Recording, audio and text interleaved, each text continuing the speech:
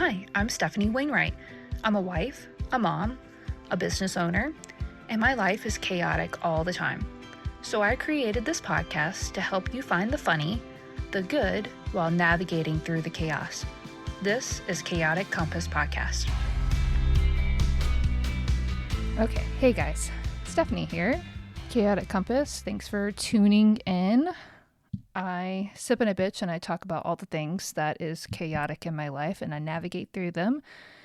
And so I have learned within I don't know how many episodes I've got right now, over 80, that you guys fucking love when I give life updates. I don't know what fucking crazy ass shit that is, but here is one for you, okay?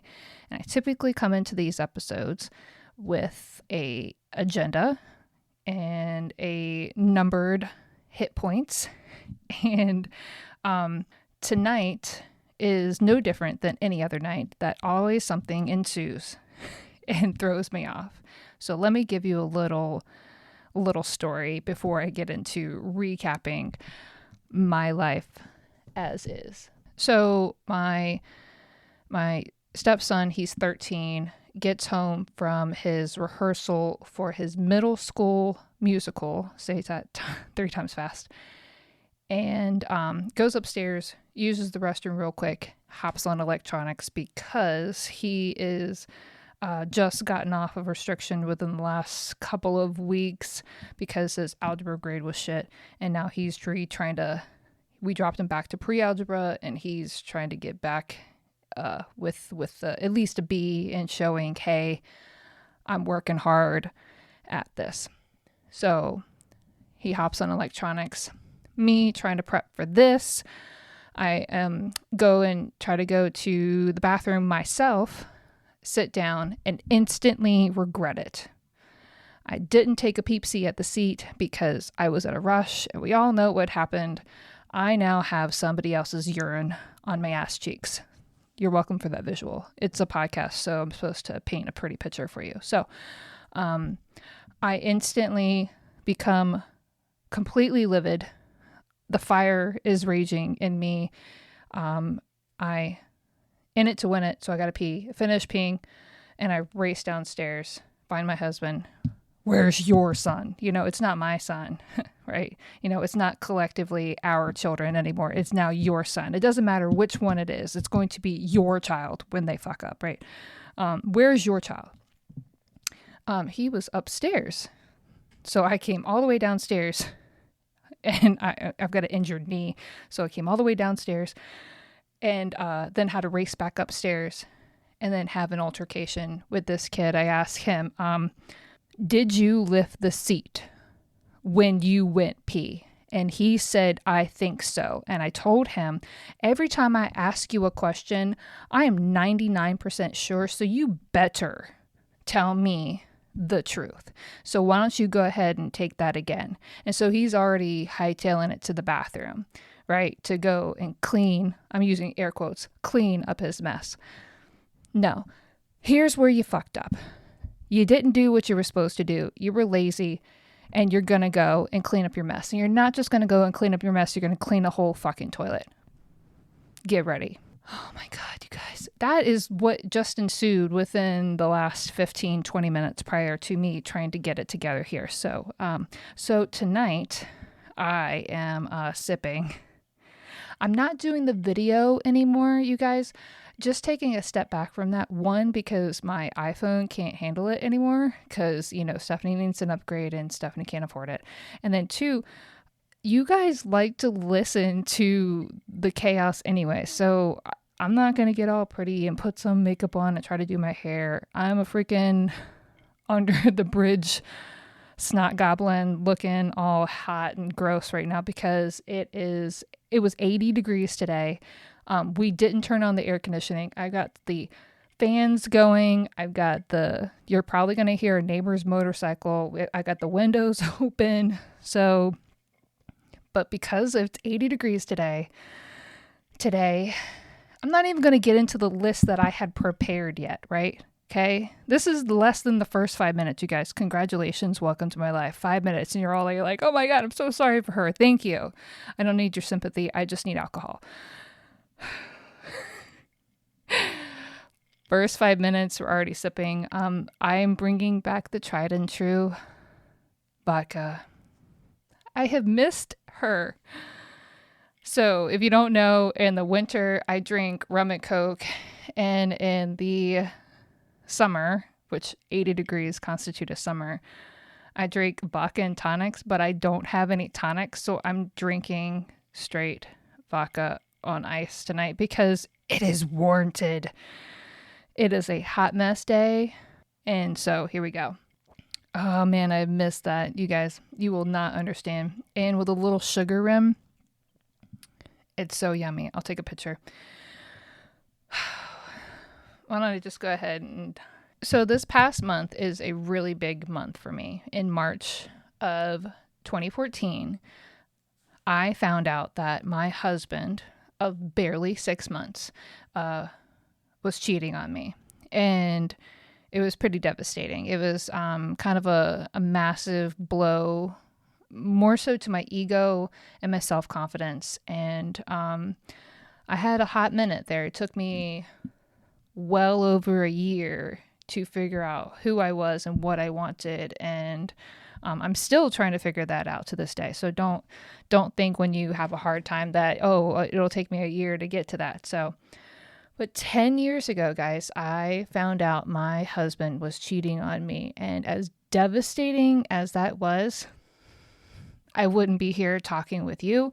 I wouldn't have the amazing husband that I have. I wouldn't have the 4 kids that I have, even though one is a consistent Tinkle Town visitor.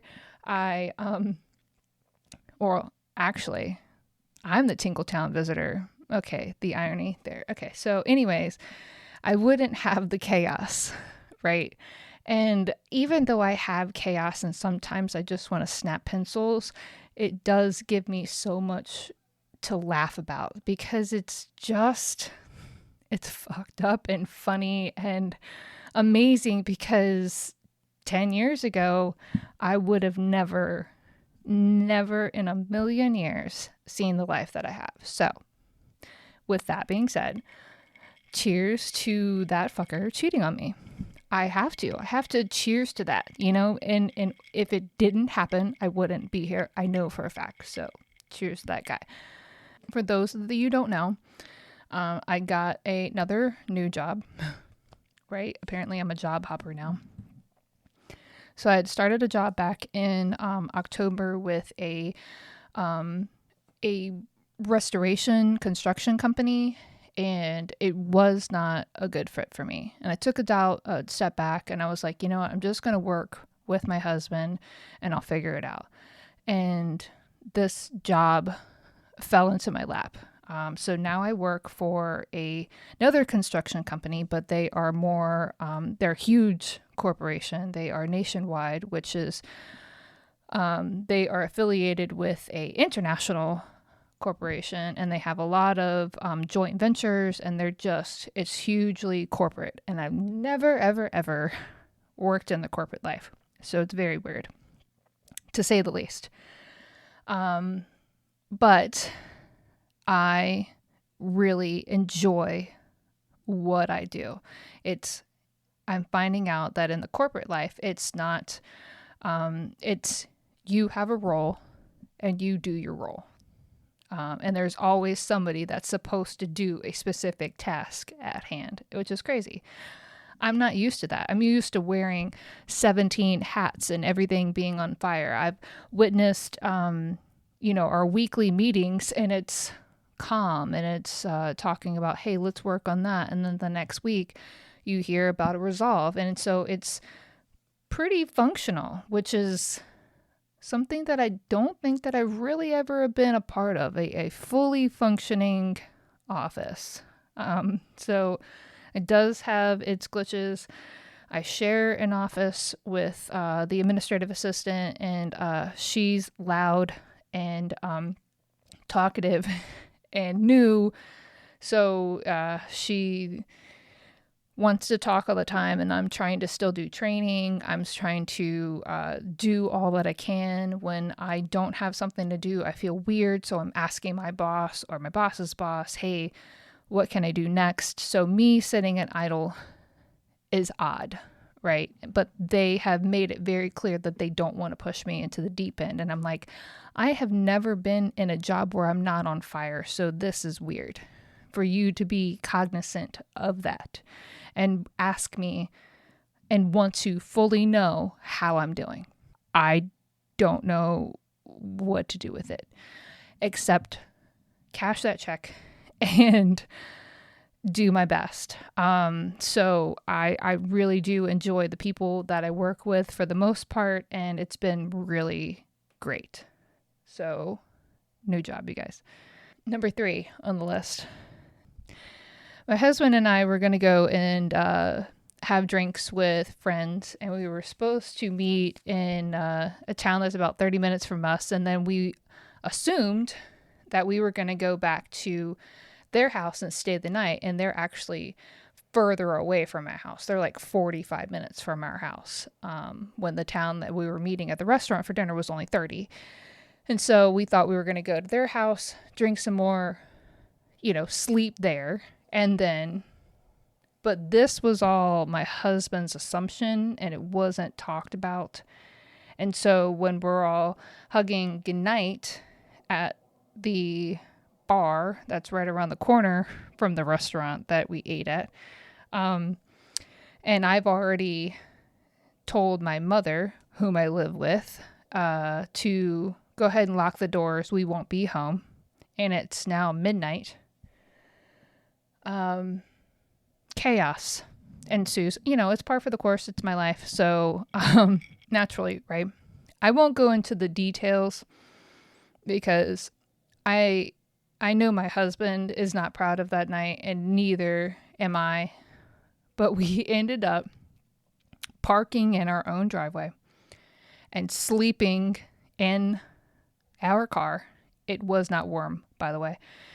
Sleeping and hoping that my parents would get up with their dog in the middle of the night in order for us to get access back into our own home. So I was locked out of my own home. Now, yes, you guys are asking the question, the solid question, well, don't you have a key? Well, yes, you guys, I do. I don't know how the conversation ensued. My keychain is littered with those little, like the Kroger, the hair cuttery that I've been to once, a library card that I still owe fines from 2020. It's littered with and then a bunch of random ass keys, like to my parents' house that they sold in 2020. Still have a key to that house. So, lots of keys. I think the mailbox key from the house that I lived in 2013 and 14 is still there. The house key that is to that house that the mailbox goes to is still on there. So lots of keys, lots of little barcode scannies. And he's like, wow, you should get rid of this. And so I took it off, not thinking that the key to my own home is on there because I don't use it. Right? I'm usually the first one to come home. I'm usually the first one to leave out. And if we come home late, my parents leave the doors unlocked for us, right?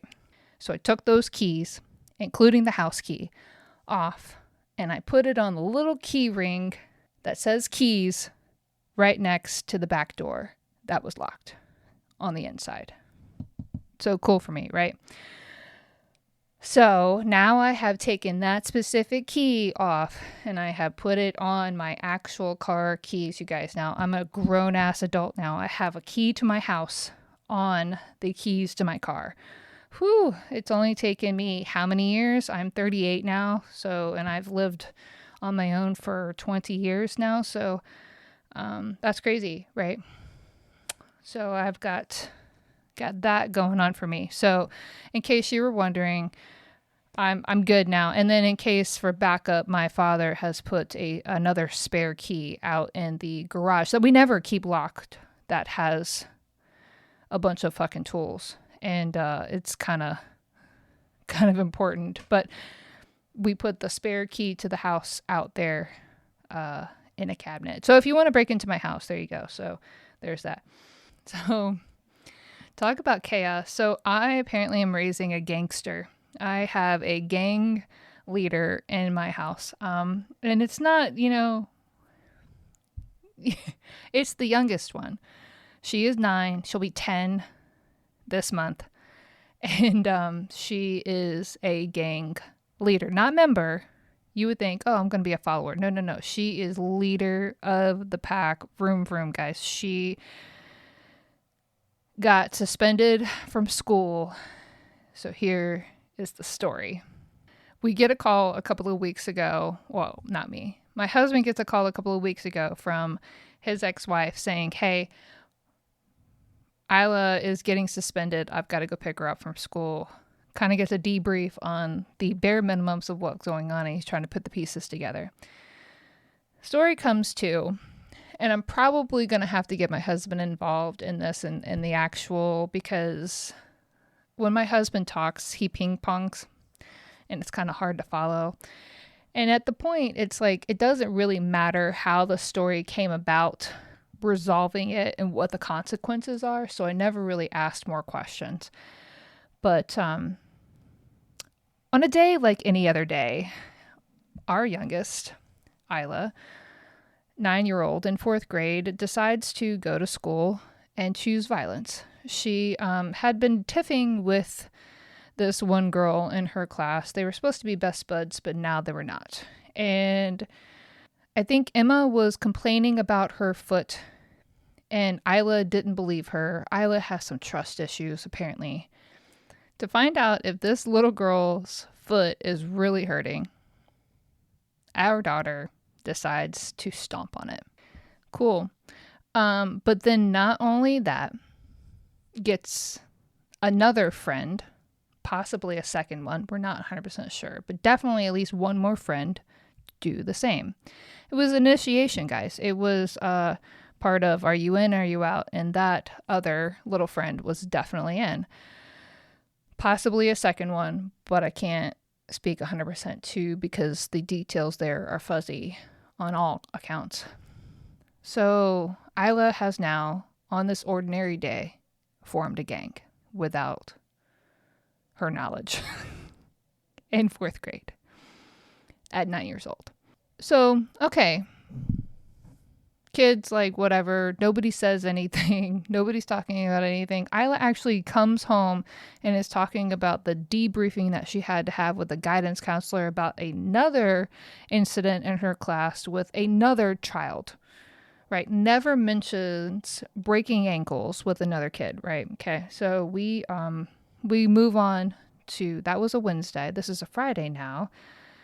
Kid's still complaining about her foot, and Isla said, nuh-uh, and does it again. Now, in the laws of the school system of where our children go to, if you do the same thing more than once, you are now considered a bully. The other kid goes home, is still complaining about her foot. Apparently had to have some medical procedure because it had gotten so bad. I think her foot was very not good prior to anything to have to do with our child, but I don't know all the details, guys. Mom gets involved now because she's had to get medical assistance. Tuesday, there's a panel. Vice principal comes together, talks with all of the kids that are involved, delineates what has actually transpired. Wednesday morning, shit goes down, and now Isla is being accused of bullying. She's the only one of the group that was suspended for 3 days because she's the only one that did it more than once. And then not only that, because of the circumstance, Isla has to now talk to the county sheriff department from where we're at because it could be considered assault and battery. I have a 9-year-old who could be charged. So now we have a true gangster. in her house. This is how it starts, you guys. And I'm trying to make light of it. At the time, it was very serious. Okay, so this has been a couple of weeks. So don't take me laughing about the situation and making jokes about the situation, me not taking it seriously. I promise you. We were literally fearing that Isla or her parents could be either fined or have to go to jail or community service. Or so where we're at right now, that is not the case. But so since that is not the case, and she has served her time on our part and for the school system where she goes to, we can laugh about it, because if I don't laugh about it, I'm going to cry, because I am so done with every turn I have. It's like, I would have never expected that my 9-year-old be almost charged with assault and battery, you guys. I don't think you would have expected that, but here we are. And so this is why I drink, right? Mm-hmm. Kids out here breaking ankles and getting felonies and walking away like, oops, because she's so cute and innocent and likes to bake shit. Even my son, who's 11, our youngest son, he was like, Isla got suspended. She literally bakes stuff. She's like a grandma. And it's like, right? Grandma's breaking ankles up in here. Okay, she could have gotten a felony. I think it was a misdemeanor, but whatever. And so now it is the joke in the family. And I hope that we can make light of it. But I think Isla really learned her lesson when she actually had to talk to a sheriff officer. I think she would have shit her pants if she could have shit her pants. And I hope that I'm not trying to invoke fear in my kids, but I feel that certain children need certain things in their life. For the longest time, I tried to keep all of my kids the same, but I quickly realized that each one of them has their own way of needing discipline and needing something from me or my husband, right? Hence why I lost my shit over Tinkletown in the fucking bathroom, because I had a conversation and have a conversation and I talk and I take things away and I talk and I talk and nothing is fucking talking does not work with this one child. Hence why I lost my shit and hulked out for a hot minute. I'm not proud of that. I do not want to be that person, but please tell me, why does it take scaring the living shit out of some humans for them to listen? Help me with that one, you guys.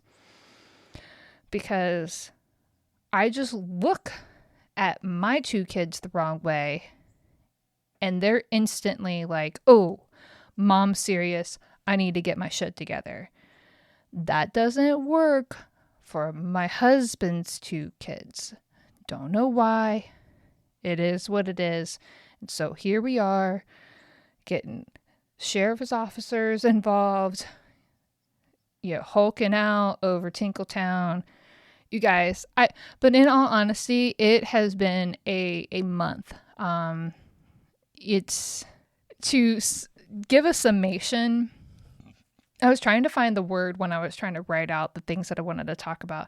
To give a summation of this month, the only thing I can ever come up with is humorous chaos. And that is my life that I live. I cannot give a summation of what it is. And I listen, and the irony of it. So I'm waiting for my husband to get home, and so I can come up here and record, so he can take care, make sure the kids aren't, thunderfooting downstairs and are quiet. And I'm watching YouTube reels or some shit, and Matt Rife comes up, and I think this kid, he's funny, but God, he's arrogant. And so I have a hard time listening to him sometimes. But he made this point of, I'm so sick of the victim mentality. I'm so tired of listening to people, woe is me, my life is hard. And it's like, get up, go and do. get up every day and work your ass off. So ultimately, the summation of Matt Rife's, talking, it was, he's tired of people playing the victim card. He's like, if you can take what has happened to you and find a little bit of light, and then find a little bit of funny, and then laugh about the shit that's being thrown at you, then your life is only going to be that much better, because you have the laughter where there's supposed to be darkness. I mean, even talks about even laughing at yourself.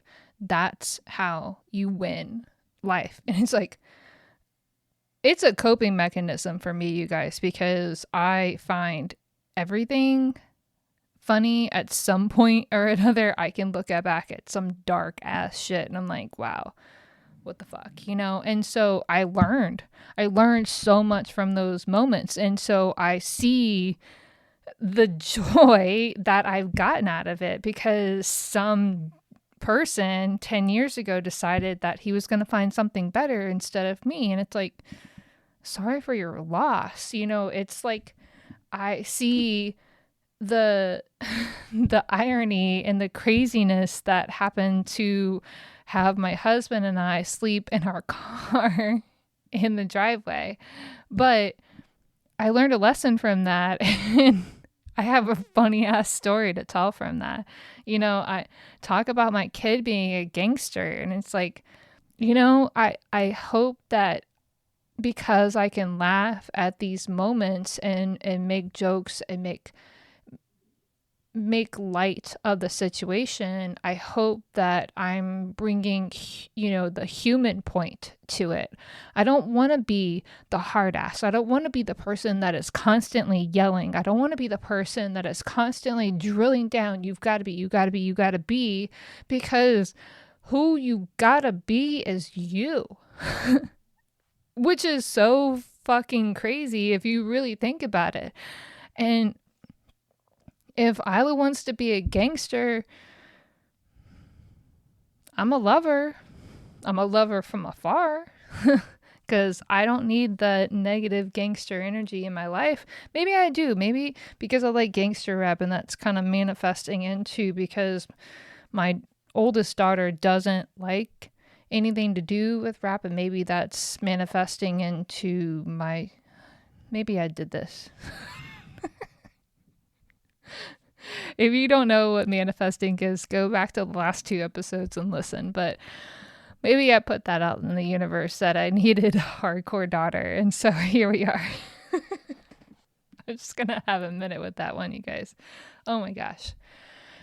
If you've made it to the end, thank you so much for listening. Thank you so much for being a part of my life. Thank you so much for laughing at my chaos and my stories.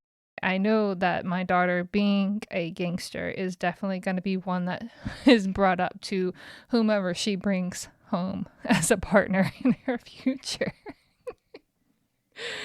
My oldest daughter has made sure to write that one down. So if anything, I appreciate you guys. And if you have anything that you're working through, whether you find it funny now or whether you're seriously struggling with it, I want you to know that you are not alone. Let this be that message in the world that you are not alone. This is the one reason I wish that I had somebody 10 years ago that was doing these podcasts that could be like, look, it's gonna be okay.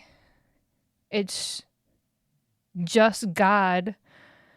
He didn't answer this prayer. He is literally removing the obstacles to get to the better. So it's going to be hard right now, but I swear to you, it's going to be better in the future. So let this be what you need to hear. Promise you, there are no mistakes. There's only lessons to be learned. And you are now on the path that you're supposed to be. And I promise you that I'm here for you, if not anybody else. So if you have a story, if you have a chaotic moment, if you have something you're trying to work through and need some guidance, you're always welcome to reach out to me. I am on Facebook and on Instagram, and it's Chaotic Compass Podcast on both. And then you can reach me by my website, chaoticcompass.com. So anyway, guys, so I hope you have a fantastic day or night, and thanks for tuning in. Bye, guys. Thanks for tuning in, guys. I appreciate all of your love and support. If you really loved today's episode, you should subscribe. And if you subscribe, then you get notifications of when my next episode launches. So another way to be super awesome would be to leave a rating and review, or recommend it to your friends and family. If you're wicked awesome, you've already done all three. Another way to keep up with me and my crazy family is check out my website at chaoticcompass.com, and I do blog and other stuff there. So I appreciate everything for you guys. I do this for you, so keep it up, because the more you subscribe, the more I do.